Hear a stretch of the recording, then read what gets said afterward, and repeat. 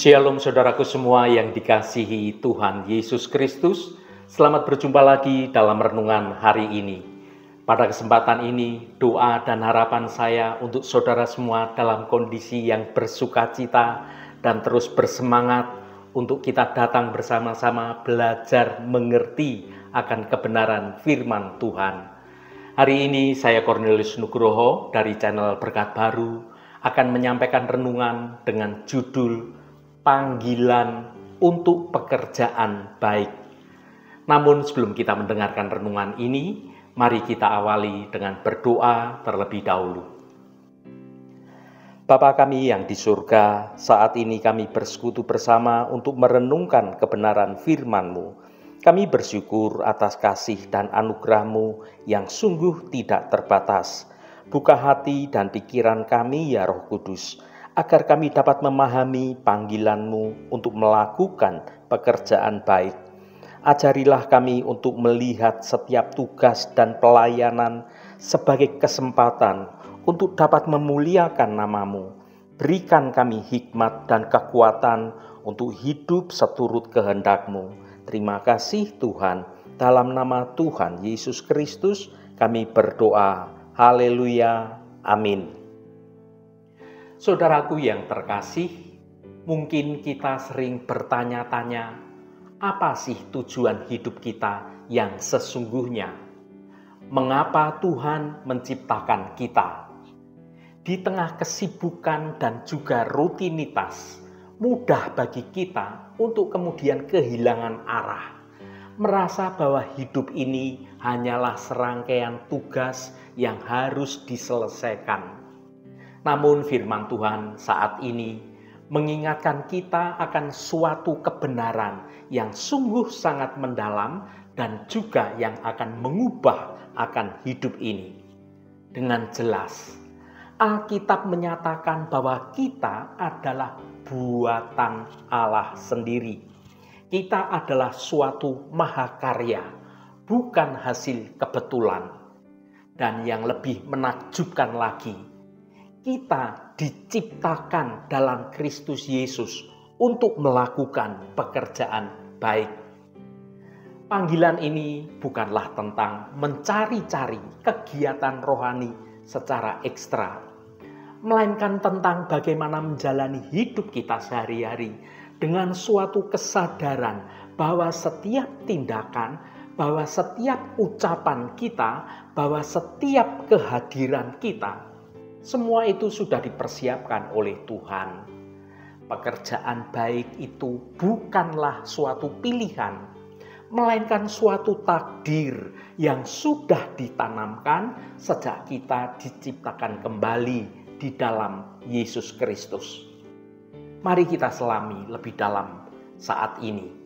Apa artinya diciptakan untuk pekerjaan baik? Dan bagaimana kita bisa menemukan serta menjalani pekerjaan baik itu yang sudah Tuhan persiapkan bagi kita untuk setiap pribadi masing-masing. Mari kita baca Efesus pasal 2 ayat 10. Karena kita ini buatan Allah, diciptakan dalam Kristus Yesus untuk melakukan pekerjaan baik yang dipersiapkan Allah sebelumnya. Ia mau supaya kita hidup di dalamnya. Saudaraku, ayat ini bagaikan suatu mercusuar bagi hidup kita. Ini menjawab pertanyaan yang sangat mendasar, yang sangat fundamental tentang identitas kita dan tujuan keberadaan dari kita diciptakan. Mari kita renungkan lebih dalam lagi, khususnya pada bagian yang menyatakan bahwa kita diciptakan dalam Kristus Yesus untuk melakukan pekerjaan baik. Yang pertama, identitas baru. Kita adalah buatan Allah yang istimewa. Bagian awal dari ayat ini menegaskan dengan frasa yang berkata, karena kita ini buatan Allah. Kita adalah suatu mahakarya dari Allah Sang Pencipta yang Maha Agung. Ini berarti kita ini bukanlah suatu produk kebetulan atau produk yang diciptakan asal-asalan. Kita adalah mahakarya yang unik, yang dirancang, yang dibentuk dengan sengaja oleh Sang Pencipta yang agung. Sebelum kita datang kepada Kristus, identitas kita seringkali ditentukan oleh berbagai macam kegagalan, juga dosa, atau juga tentang standar-standar dunia. Tetapi melalui karya penyelamatan Allah, melalui Yesus Kristus, identitas kita sudah diperbarui dan kita diklaim kembali oleh Sang Pemilik kehidupan, yaitu Allah Bapa kita. Kita ini adalah mahakarya Allah. Menerima identitas ini adalah langkah pertama yang sangat penting. Kita tidak perlu bersusah-susah di dalam membuktikan siapa diri kita. Nilai kita ini sudah ditetapkan oleh tangan yang menciptakan hidup kita. Namun pengakuan identitas ini tidak berhenti pada sekedar keberadaan kita. Ada suatu tujuan yang melekat pada penciptaan kita yang kedua kali melalui Yesus Kristus. Kita ini diciptakan ulang ketika kita menerima kebenaran keselamatan di dalam Yesus Kristus. Yang kedua, tujuan yang jelas. Kita diciptakan di dalam Kristus Yesus. Poin sentral dari renungan kita ini adalah suatu frasa yang berkata, diciptakan dalam Kristus Yesus untuk melakukan pekerjaan baik. Apa artinya diciptakan dalam Kristus Yesus? Ini menunjukkan pada kelahiran kembali rohani kita. Sebagaimana yang telah dijelaskan di dalam Efesus pasal 2 ayat 1-9. Kita ini dulunya mati karena pelanggaran dan karena dosa. Tetapi karena kemurahan Allah, karena kekayaan rahmat Allah sajalah telah menghidupkan kita bersama-sama dengan Kristus. Kita diciptakan kembali. Identitas sebagai mahakarya ini, mahakarya ilahi inilah tidak terpisahkan dari Kristus Yesus. Itu terwujud di dalam kebenaran Kristus. Yang pertama, pekerjaan baik adalah hasil, bukan syarat. Penting sekali untuk mengingat bahwa ayat ini datang setelah ayat 8 dan ayat 9 yang mengatakan, sebab karena kasih karunia kamu diselamatkan oleh iman, itu bukan hasil usahamu, tetapi pemberian Allah. Itu bukan hasil pekerjaanmu. Jangan ada orang yang memegahkan diri. Pekerjaan baik bukanlah cara kita untuk diselamatkan, melainkan sungguh-sungguh dari buah dan juga bukti dari keselamatan itu sendiri. Kita diselamatkan oleh iman kepada Kristus dan kemudian kita diciptakan kembali untuk melakukan pekerjaan baik. Ini adalah urutan yang tidak dapat dibalik, diciptakan dan melakukan pekerjaan yang baik. Yang kedua, panggilan yang dipersonalisasi. Kata diciptakan dalam konteks ini menunjukkan bahwa penciptaan kita yang baru adalah penempatan kembali ke dalam tugas yang asli, tugas asli manusia di Taman Eden, yaitu mencerminkan karakter Allah dan mengelola semua ciptaan Allah. Namun kali ini tugas itu dilakukan dalam kuasa dan arahan Kristus Yesus. Pekerjaan baik yang dimaksud di sini bukanlah sekedar memberi sedekah atau kita rajin pergi ke gereja. Itu mencakup seluruh aspek kehidupan kita yang dihidupi di bawah otoritas Kristus. Ini berarti membawa kebenaran, tentang keadilan, tentang belas kasihan, dan juga tentang kasih Allah ke dalam setiap interaksi dan setiap bidang kehidupan. Baik itu di rumah, di tempat pekerjaan, di tempat pelayanan, di sekolah, di tempat kuliah, atau dimanapun kita ini berada. Yang ketiga, pekerjaan baik adalah sebuah jalan yang sudah dipersiapkan. Ayat ini menyimpulkan dengan suatu pernyataan yang sungguh menakjubkan. Pekerjaan baik itu dipersiapkan Allah sebelumnya. Ia mau supaya kita hidup di dalamnya.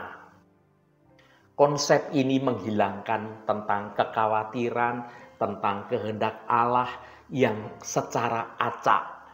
Allah yang Maha Tahu telah merancang sebuah jalan dan juga bagaimana cara hidup kita yang di dalamnya terdapat pekerjaan yang sungguh spesifik, yang sungguh unik dan dipersonalisasi untuk setiap pribadi masing-masing dari kita ini. Yang pertama, rancangan ilahi. Frasa dipersiapkan Allah sebelumnya. Berarti Allah telah merencanakannya, telah merancang dengan sangat matang dan menyediakan setiap kesempatan-kesempatan, juga talenta dan bahkan penderitaan yang Tuhan izinkan yang akan membentuk kita agar dapat melakukan pekerjaan yang telah Tuhan tetapkan bagi kita. Ini bukan hanya bicara tentang karir atau tentang pelayanan yang besar, tetapi tentang cara kita menggunakan waktu kita setiap hari, soal senyum kita kepada orang yang asing, tentang kesabaran kita ketika kita berkendaraan dalam lalu lintas yang sedang macet, tentang kejujuran kita di dalam berbisnis, di dalam berusaha, di dalam apapun, tentang waktu yang kita luangkan untuk memperhatikan orang-orang yang membutuhkan perhatian, juga kepada anak-anak kita, kepada keluarga kita, atau kita sekedar mendengarkan orang lain yang sedang berbeban berat yang ingin kita dengarkan, atau mendengarkan orang yang sedang berkeluh kesah. Yang kedua, panggilan untuk terus berjalan.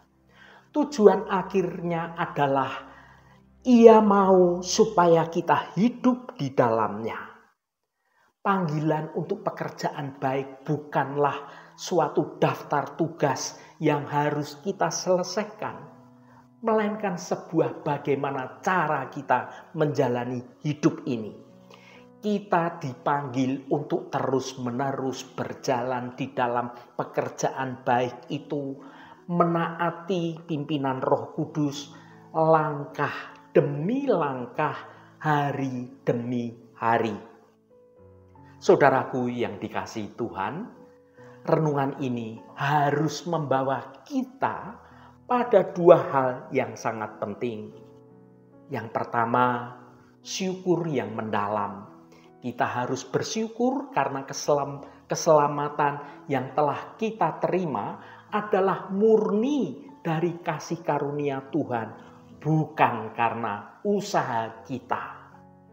Syukur inilah yang memotivasi kita untuk melakukan pekerjaan yang baik. Yang kedua, tindakan yang berani. Kita harus berhenti mencari-cari tujuan hidup kita di dunia ini. Dan sebaliknya, kita harus mulai hidup dalam tujuan yang telah Allah tetapkan bagi kita. Tanyakan pada diri Anda sendiri, bagaimana Allah telah melengkapi diri saya dengan bakat, sumber daya, dan berbagai macam kesempatan untuk melakukan pekerjaan baik yang telah Dia persiapkan. Pekerjaan baik apa yang sedang saya abaikan di lingkungan terdekat saya, dalam hal ini keluarga, tempat kita bekerja, beraktivitas, tempat lingkungan kita berada. Saudaraku, panggilan kita adalah untuk menjadi gambaran hidup dari kebaikan Allah di dunia ini. Ketika kita sebagai mahakarya Allah, maka kita harus berjalan dalam Kristus Yesus, melakukan pekerjaan baik yang telah dipersiapkan oleh Tuhan, maka dunia ini akan melihat bukan hanya tentang perbuatan baik kita, tetapi juga tentang kasih dan juga kemuliaan Sang Pencipta melalui hidup kita sehari-hari. Mari kita berkomitmen hari ini untuk bangkit dan berjalan di dalam takdir ilahi yang indah ini. Haleluya, Tuhan memberkati kita semua. Mari kita tutup renungan ini dengan berdoa. Bapa yang Maha Kasih, kami bersyukur karena kami adalah buatan-Mu yang indah. Diciptakan bukan karena kebetulan, melainkan dengan tujuan yang mulia. Firman-Mu hari ini mengingatkan kami bahwa kami diciptakan di dalam Kristus Yesus untuk melakukan pekerjaan baik. Tolong kami ya Tuhan, untuk dapat benar-benar memahami kebenaran ini. Kami bukan hanya diselamatkan dari dosa, tetapi juga dipanggil untuk hidup yang berguna. Tunjukkan kepada kami apa saja pekerjaan baik yang telah Engkau siapkan bagi kami masing-masing. Mampukan kami untuk dapat melihat setiap kesempatan di sekitar kami, untuk menolong, untuk melayani, untuk memberi, dan untuk membawa terang-Mu. Biarlah hidup kami mencerminkan kasih-Mu. Kuatkanlah kami agar kami sungguh-sungguh hidup di dalamnya, melakukan kehendak-Mu hari demi hari. Terima kasih Tuhan. Kami juga berdoa agar Engkau memberkati anak-anak-Mu untuk tetap berhasil dalam setiap pekerjaan dan usahanya. Roh Kudus yang akan menolong kami untuk kami sungguh-sungguh mau mendengar kehendak-Mu dan rancangan-Mu terjadi dalam hidup kami. Tuhan, berkatilah kami di sepanjang hari ini, di dalam tugas dan aktivitas kami, dalam studi dan pekerjaan kami, dalam pelayanan kami, dalam usaha kami, dan dalam segala hal. Tuhan akan berkati, dan kami memiliki hidup yang menyenangkan hati Tuhan, dan hidup kami dapat menjadi berkat juga bagi sesama kami. Tuhan, secara khusus kami berdoa untuk saudara-saudara kami dimanapun berada yang saat ini sedang menderita sakit. Kami mohon jamahan-Mu dalam nama Tuhan Yesus Kristus. Kuasa penyembuhan boleh terjadi pada saudara-saudara kami yang sedang sakit. Sehingga karena jamahan Tuhan saja, saudara-saudara kami akan menerima kesembuhan yang datangnya dari Engkau, dan saudara-saudara kami dapat beraktivitas kembali dengan sehat dan penuh sukacita. Jamahan dan lawatan Engkau juga terjadi pada saudara-saudara kami yang sedang dalam pergumulan dan berbeban berat. Engkau bukakan jalan keluar bagi mereka. Engkau memberi kekuatan yang baru, dan Engkau memampukan saudara-saudara kami untuk dapat menyelesaikan setiap persoalannya dengan baik dan benar, agar hidup mereka boleh menikmati berkat-berkat kemurahan-Mu. Berkati mereka yang hari ini berulang tahun Tuhan. Engkau tambahkan 1 tahun lagi. Terima kasih buat anugerah-Mu, umur panjang di tangan kanan dan kekayaan serta hormat di tangan kiri. Berkat Tuhan mengalir bagi setiap mereka yang hari ini berulang tahun. Terima kasih Tuhan. Segala hormat, pujian, dan ucapan syukur hanya bagi Engkau Allah yang kudus. Saudaraku, mari kita berdoa Bapa kami.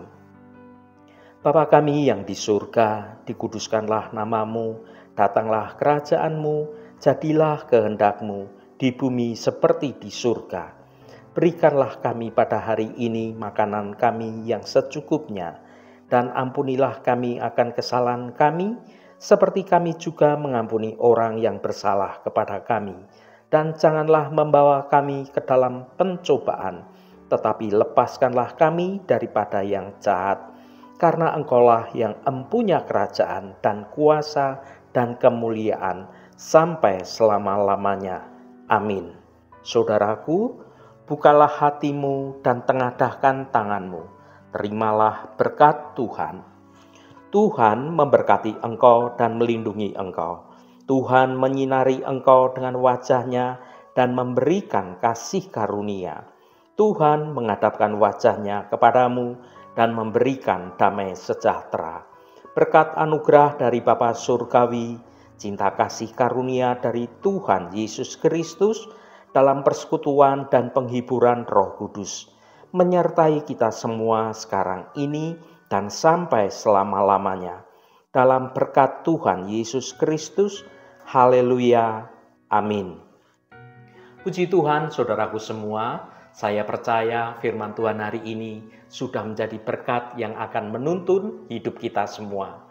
Roh Kudus senantiasa menolongmu dan menuntunmu untuk engkau dimampukan berjalan dalam jalan kebenaran Tuhan.